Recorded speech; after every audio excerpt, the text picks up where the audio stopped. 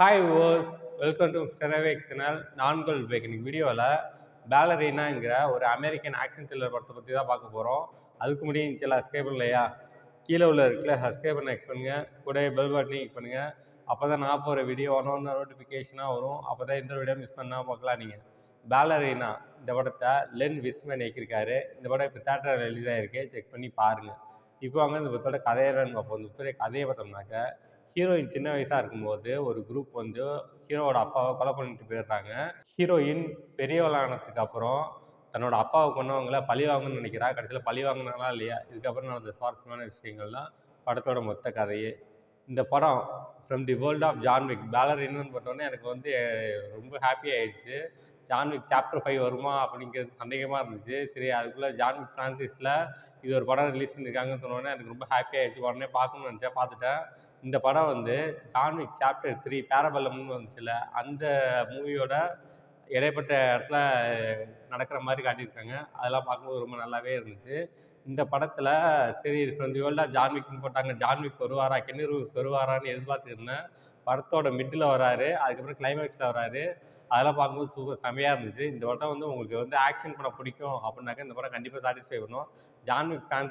John Wick பிடிச்சவங்க எல்லாத்துக்குமே இந்த படம் வந்து கண்டிப்பாக பிடிக்கும். அந்த அளவுக்கு படம் ஸ்டார்டிங்லேருந்து எண்டு வரைக்கும் ஃபைட்டு தான் பின்னி எடுத்துட்டாங்க. கொரியோகிராஃபியெல்லாம் பயங்கரமாக இருக்குது. உண்மையிலே சூப்பராக எடுத்துருக்காங்க. படத்தோட ஆரம்பத்தில் வந்து ஹீரோயின் சின்ன வயசாக இருக்கும்போது தன்னோட அப்பாவை வந்து ஒரு குரூப் வந்து கொலை பண்ணிட்டு போயிடுவாங்க.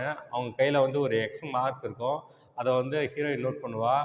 ஹீரோயின் வந்து ஒரு பேலரினா டான்ஸராக இருப்பாள். அது ப்ளஸ் அது மட்டும் இல்லாமல் ஒரு கான்ட்ராக்ட் கில்லர் எப்படி இருப்பாங்கன்னு சொல்லிட்டு ஒரு கான்ட்ராக்ட் கில்லராக ட்ரெயின் ஆகிட்டு வருவாள். ஹீரோயினும் ஒரு கான்ட்ராக்ட் கில்லர் ஆனதுக்கப்புறம் ஃபுல் ட்ரெயின்ட் ஆனதுக்கப்புறம் தன்னோட அப்பாவை கொன்னவங்கள பழி வாங்கணும்னு நினைப்பாங்க. அதுக்காக போய் கான்டினென்டல் ஹோட்டலில் போய் மீட் பண்ணுவாங்க அங்கே மேனேஜரை. அதுக்கப்புறம் அவங்க வந்து அவங்க தன்னோட அப்பா இருக்க கொன்னவங்கள தேடி போவா. அதெல்லாம் பார்க்கும்போது ரொம்ப நல்லா இருந்துச்சு.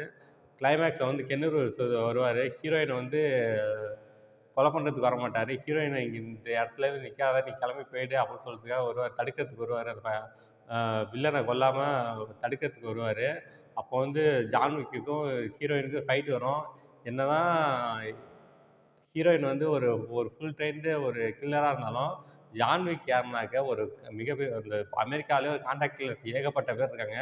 அந்த கான்ட்ராக்ட் கில்லர்லேயே டாப் நம்பர் 1 யாருனாக்க ஜான்விக் தான். ஜான்விக் கூட சண்டை போட்டு ஜெயிக்க முடியுமா அப்படின்னு சொல்லிட்டு அது நிறைய தடவை ஹீரோயின் தோற்று போவாங்க. ஆனால் ஜான்விக் வந்து ஹீரோயினை கொலை பண்ண மாட்டார், தடுப்பார்.